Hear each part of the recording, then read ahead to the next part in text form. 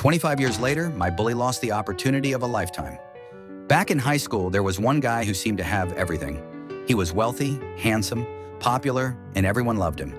But behind that perfect image was someone who made life miserable for people who weren't part of his circle. I was one of his favorite targets. He called me names, spat on me, shoved me around, and constantly humiliated me. The worst part? Nobody believed me. To teachers, parents, and classmates, he was the golden child who could do no wrong. Then sometime around 11th grade, he disappeared from my life. Years passed. I moved several states away, built a successful career, gained confidence, and eventually worked my way into a senior role within human resources at a large company. To be honest, I rarely thought about him anymore, until one day. A recruiting manager sent me an application for a senior-level position. The candidate had impressive qualifications and would potentially report directly to me. The moment I saw his name, I froze. It was him, my high school bully. I immediately informed my director that I knew the applicant personally and couldn't conduct an unbiased interview. She appreciated my honesty and decided to handle the interview herself. During the interview, she casually mentioned my name, assuming we might have been old friends. Apparently, his reaction was immediate. She told me later that he suddenly went pale. After the interview, my director asked why, so I told her the truth. I explained how he had treated me and others during our school years. I didn't ask her to reject him. I simply answered her question honestly.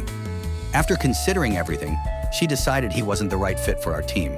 That was the end of it. Or so I thought. Later that evening, I received a message from him on LinkedIn. It was an apology, a very polished, very formal apology. Honestly, it felt like it had been written by AI. I never replied. What made the situation even more surprising was what I learned afterward. According to his LinkedIn profile, he'd been unemployed for about a year. A quick look at social media showed that he'd recently gone through a divorce, and it appeared his ex-wife had custody of the kids. The position he lost wasn't small either. It offered a $140,000 base salary, bonuses, stock options, a hybrid schedule, and long-term stability. Part of me felt bad, but another part remembered every insult, every shove, every moment of humiliation that stayed with me for decades. Sometimes the scars from childhood don't disappear.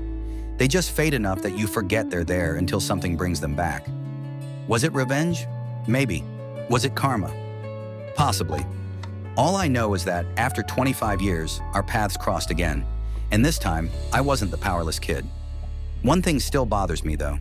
He somehow still has all of his hair.